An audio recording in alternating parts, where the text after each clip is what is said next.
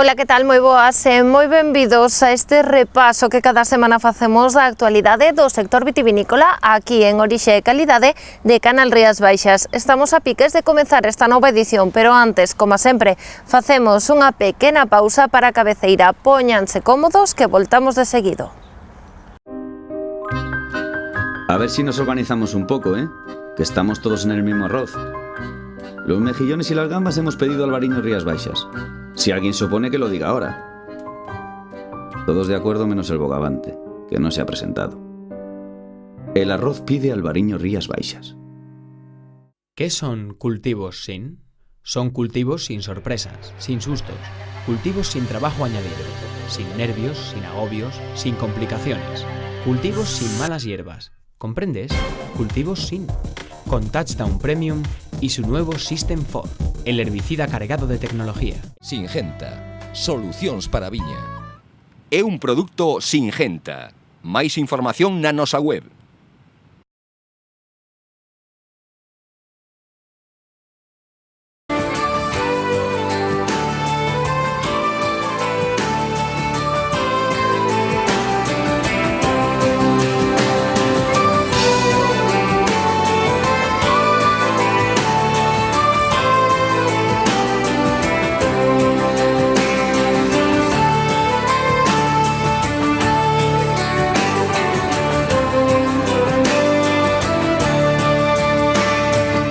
En pleno mes de xaneiro e coa viña en parada vexetativa é o momento perfecto para que os viticultores continúen facendo as tarefas de poda, un labor fundamental para o que será o desenvolvemento posterior da planta. Escoitamos consellos dos expertos, neste caso do técnico de campo Suso Paz. Bueno, pois en este momento se atopan no estado de parada vegetativa, o sea que é o tempo de facer labores de poda, sacar cepas enfermas, etc. O sea que estamos no momento, digamos, do que sería a poda, onde xa a vegetación e todo eso desapareceu, agora a viña está en parada e bueno, a facer os traballos propios desta época. A xente que agora quere podar, o ideal sería quizá podar en enero, febreiro, non? O que pasa que, bueno, dependendo da necesidade dos viticultores ou a cantidad de viñedo que teñan, pois ás veces non poden deixar esperar a podar todos en esa época. Por lo tanto, pois temos todos 3 meses xa empezando incluso en diciembre, enero, febreiro, incluso marzo, pois dedicarlos ás podas. Entre medios, pois temos eso, arrancar cepas enfermas, análisis de suelo, replantar novas cepas, o que son xa máis ben tirando a febreiro, que son os abonados, etc. Son os traballos que hai agora nestes meses. Unha vez que están parada, as ventaxas son casi non hai ventaxas, non? Realmente. Onde si pode haber ventaxas é cando o que se chaman as podas tardías ou as podas tempranas. Entón, as podas tempranas sería con folla. Xusto ao rematar a vendima, por deixar pasar un tempo, e cando ainda as reservas das follas non pasaron a raíz, pois no momento podar, o cual esa función o que fai é debilitar as plantas, non? Que brotan con menos vigor, sobre todo se fan en viñedos que teñen moito vigor, non é fácil controlalos, dese xeito facemos unha poda moi temprana e evitamos que esas reservas pasen á planta. As podas tardías, pois tamén teñen un efecto de retrasar un pouco a brotación. No momento que a viña quere empezar a brotar, se realmente realizamos unha poda, que non se xa unha poda en sí, non? Normalmente o que se fai en esa época é que a poda que xa ter feita é simplemente se tes opción ou queres deixarlle unha poda tardía, o que faz é deixarlle unha yema máis á vara e cortar solamente a última yema. O tema é volver a facer un corte novo, para que a viña debilite en ese tempo, mentre están con eses choros, evita que brota a viña, o cual ganamos aí pois unha semana ou así. No inverno a chuvia pois é necesaria, nos pode ser máis incómodos a nós que outra cosa, a viña non é que lle influye demasiado. Ben é certo que non se debería de podar chovendo, non? Máis que nada porque os cortes recén feitos, pois con humidade, sempre as enfermedades da madeira, sempre se pega moito mellor á planta, non? Entón non sería moi recomendable podar ou con exceso de frío, con xeadas ou con humidade, pero bueno, non é fácil administrar a veces estes temas, non? A nivel de viña, a nivel de cepa, en realidad, salvo eses temas de enfermedad, non lle afecta a gran cousa. O frío tampouco, o que sí que lle pode afectar é a xeada, porque pode estar o labor ao facer os cortes, a madeira pode estillar un pouco, non queda un corte limpo, e polo tanto tardaría máis en sellar, o cual estaría máis tempo exposto ás enfermedades. Eu non fixen antes, concretamente en esta parcela, porque debido ás chuvias, tamén se o chega a facer antes, pois igual as analíticas non me daban un resultado moi eficaz, non? Dado que seguramente hubo moito lavado por estas chuvias, o cual, agora tirando xa máis a este mes, sería o adecuado para facer sacar as mostras de terra de cada parcela, e así dese xeito, pois mirar as emendas de abonado que temos que realizar pois, para este mismo mes de enero ou febreiro. O tema dos abonados son os que ven a analítica, que aquí a mandamos a estación fitopatolóxica do Areiro. Unha vez que ven, o que máis temos que realizar cada ano é o mantemento xeral do nitrógeno, fósforo e potasa, e sobre todo o pH. O pH do suelo, sabedes que en Galicia aquí os suelos son semi-ácidos ou ácidos, entón temos que elevar o pH estar en torno 6,1, 6,5. pH neutro sería 7, o cual mantelo por debaixo de 7, pero por encima de 6,1. Entonces aí é onde a cepa se desenrolla mellor. Entón temos que mantelo pois, mediante a aportación de calizas magnesianas ou outros produtos que hai no mercado similares. A hora de abonar, pois, as precaucións hoxe en día, sobre todo a hora de aportar calizas que son moi volátiles, pois non dala con día de vento, porque sí que pode haber unha deriva dese produto, o cual xa non queda no suelo, que é complicado, sino que marcha para outras parcelas ou incluso viviendas, o sea, en ese tema. Dos outros simplemente incorporalo adecuadamente, según o produto, e últimamente tamén se está abonando moito por rego, non? Dado que en ese momento se lle aporta o produto oportuno que consume a viña en cada momento, cual por riego se está cada vez máis os viñedos, aínda que parece en Galicia que chove moito, efectivamente, pero despois no verán os nosos viñedos son viñedos cun porte importante, é unha cepa que ten que crecer os emparrados, que teñen 1,80 m de altura, e despois a cepa se desplaza outros 2 metros, que decir que é unha planta importante, e se temos sequía, pois se resinte, cunha carga tamén de uvas. Polo cual, o riego, quizá, cos suelos arenosos que temos nós, o riego case é necesario, non para regar por regar, sino para mellor manter a planta que funcione perfectamente, simplemente. Pero bueno, que sobre todo nos cortes grandes que teñen que fazer de cepas, que nunca se olviden, e sempre o dicimos, de desinfectar a ferramenta de poda, de tela ben engrasada, co corte perfecto, se pode ser utilizar un desinfectante para eses cortes superiores a 1,5 cm, 2, pois moito mellor, porque as frenadas da madeira cada día, por desgracia, van a máis, é a única forma de irlas frenando, non combatilas, porque creo que non vamos ser capaces, pero si irlas frenando é nos tomar esas pequenas precaucións, desinfectar os cortes, protexelos e sobre todo a ferramenta de poda.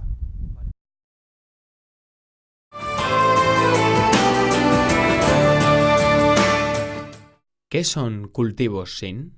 Son cultivos sin sorpresas, sin sustos, cultivos sin trabajo añadido, sin nervios, sin agobios, sin complicaciones, cultivos sin malas hierbas, ¿comprendes? Cultivos sin. Con Touchdown Premium y su nuevo System 4, el herbicida cargado de tecnología. Singenta, solucións para a viña. É un produto Singenta. Máis información na nosa web.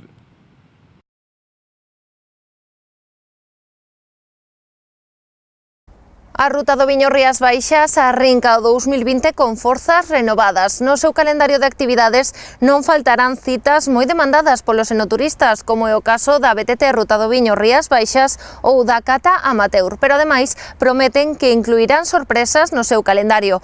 Todo mentres agardan que as cifras do ano pasado confirmen que superaron os 115.000 visitantes a cada 2 no 2018.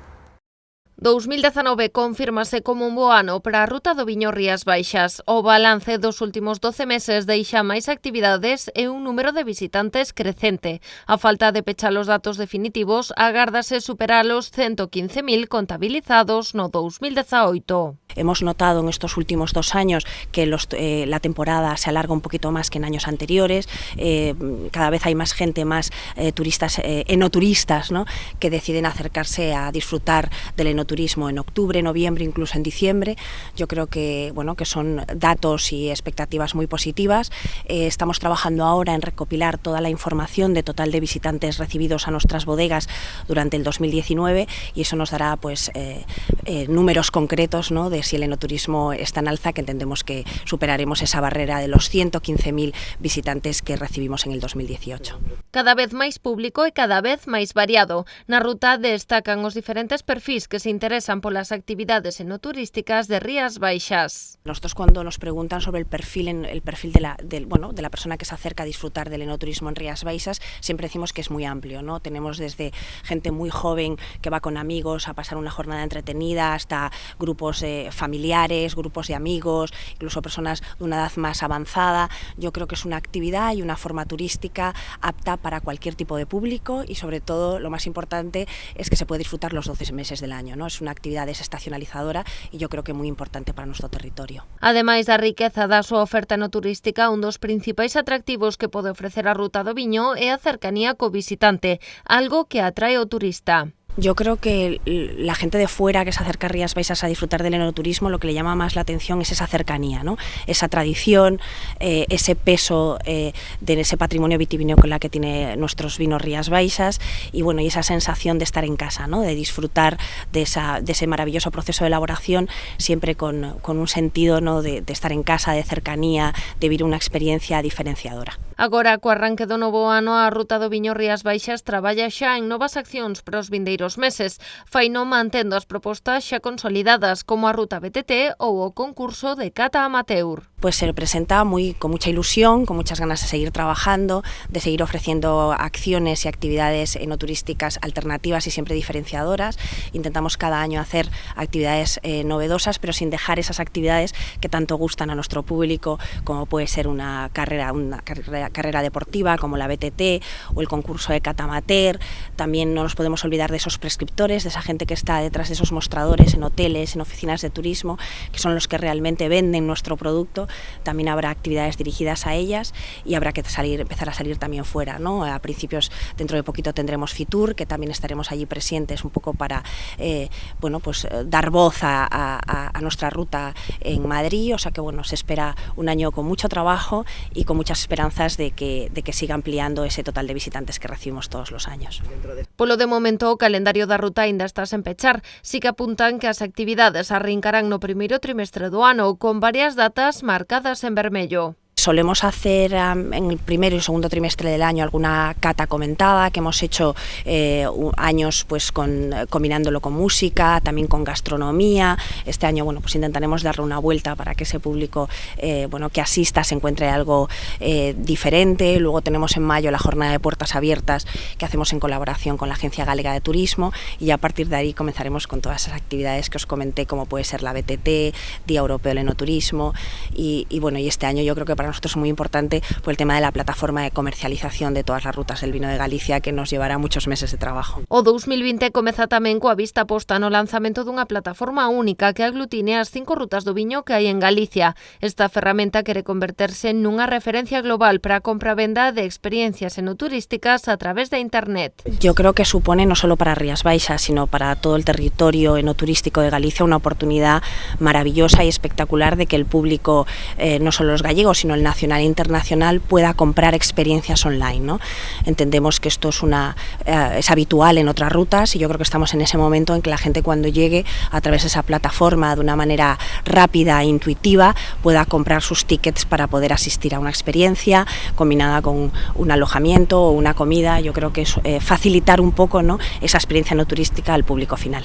Calcúlase que esta plataforma impulsada pola Xunta estará plenamente operativa antes de que remate o ano, apostando pola unión das 5 rutas para facerse máis fortes. Nosotros creamos hace casi 4 años una marca común, una marca paraguas que engloba al enoturismo en Galicia, que se llama Enoturismo Galicia, en la que están presentes las 5 rutas del vino, y yo creo que, como dices, la unión hace la fuerza, ¿no? Y para salir a vender hay que salir a vender Galicia, ¿no? Por eso es tan importante que esa plataforma albergue los 5 territorios, ¿no? Y que la gente pueda comprar en Ribeiro y luego en Rías Baixas o Valdeorras. Yo creo que es un complemento perfecto para el turista.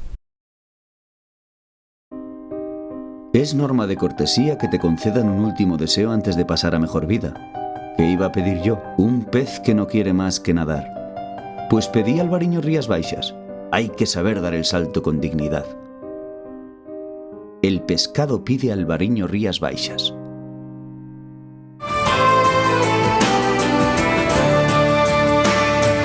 Continuamos con nuestro repaso da actualidade na sección das breves. O Diario Oficial de Galicia publicou unha orde da Consellería do Medio Rural pola que se convocan as axudas para fomentar a elaboración e comercialización de produtos vitivinícolas dotada con 3.570.000 euros para 2020 e 2021.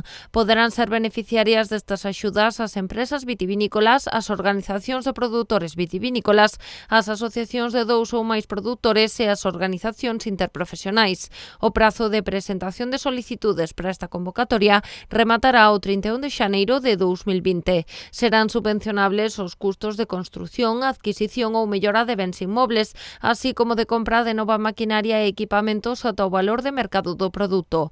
Os principais obxectivos desta convocatoria son, entre outros, os de fomentar a agrupación dos primeiros elos da cadea alimentaria mediante a integración das entidades asociativas e o asociacionismo agrario e impulsar os procesos sustentables dende o punto de vista ambiental a través do aforro de enerxía, a eficiencia enerxética global, a utilización de enerxías renovables e a valorización e tratamento dos residuos. Preténdese así mesmo fomentar a certificación ambiental das instalacións das empresas vitivinícolas, a produción ecolóxica e os produtos acollidos a réximes de calidade e os pagamentos de uva por calidade. Outras finalidades pasan por favorecer a innovación e a implantación de novos produtos e novas presentacións polo incremento da dimensión empresarial, a participación dos viticultores e elaboradores na cadea de valor ou impulsar os investimentos en comercialización e a introdución das tecnoloxías dixitais nas empresas.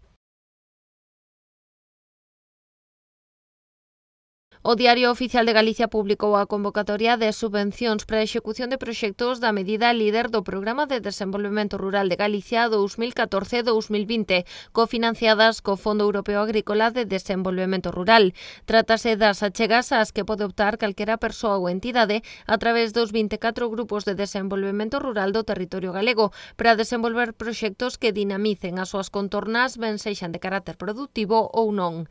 Nesta convocatoria, o orzamento das axudas supera os 6,6 millóns de euros en 2 anualidades e está cofinanciado nun 75% polo FEDER, nun 2,5% pola Administración Xeral do Estado e nun 22,5% pola Xunta. O crédito está xa previamente distribuído entre os grupos de desenvolvemento rural seleccionados no marco do PDR de Galicia 2014-2020. Aínda que o prazo de presentación de solicitudes é permanente durante todo o período de execución do LEDER, concorrerán esta convocatoria aquelas presentadas ata o 31 de xaneiro de 2020. As solicitudes de axuda dirixiránse tendo en conta a localización do investimento, o GDR que corresponda e presentaránse no formulario e coa documentación prevista nas bases reguladoras desta convocatoria. Serán subvencionables proxectos de natureza productiva que supoñan a realización dunha actividade económica con fins lucrativos e tamén proxectos de natureza non productiva, consistentes na realización dunha actividade que sexa de interese público ou colectivo. A concesión das axudas tramitarase en réxime de concorrencia competitiva a través de cada GDR e as persoas beneficiarias de proxectos productivos poderán solicitar un anticipo de ata un importe máximo do 50% da subvención concedida. No caso dos proxectos non productivos, esta porcentaxe pode chegar ao 90%. A asignación total da medida LEDER para o período 2014-2020 é de 84 millóns de euros. Xa está aberto o prazo de inscripción para optar aos Bacus 2020. 53 son as medallas coas que a comunidade galega destacou en 2019 na gran cita da Unión Española de Catadores. O certame internacional celebrarás entre os días 5 e 9 do próximo mes de marzo e contará ademais cunha categoría específica para vermús entre as súas principais novidades. Con iso, a organización quere recoller a tendencia de crecemento deste tipo de elaboracións en España. Todos os viños do mundo sen restriccións en canto a orixes, tipoloxía, nadas ou calquera outro criterio poden inscribirse xa para optar os galardóns do concurso a través dos formularios de inscripción e rexistro online xa dispoñibles en www.concursobacus.com. O prazo finaliza o vindeiro 21 de febreiro de 2020. O certame está avalado pola Organización Internacional da Viña e o Viño e a Federación Mundial de Grandes Concursos Internacionais de Viños e Licores. E ata aquí chegou o Orixe e Calidade desta semana, pero non esquezan que o vindeiro xoves volven ter unha cita connosco e con toda a actualidade do sector vitivinícola aquí en Canal Rías Baixas. Vémonos o vindeiro xoves. Ata entón, sexan felices.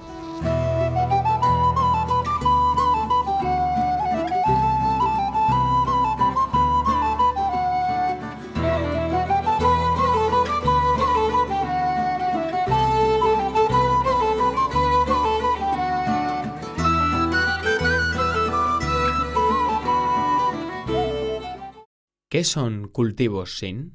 Son cultivos sin sorpresas, sin sustos, cultivos sin trabajo añadido, sin nervios, sin agobios, sin complicaciones, cultivos sin malas hierbas. ¿Comprendes? Cultivos sin. Con Touchdown Premium y su nuevo System 4, el herbicida cargado de tecnología. Singenta, solucións para a viña. É un produto Singenta. Máis información na nosa web.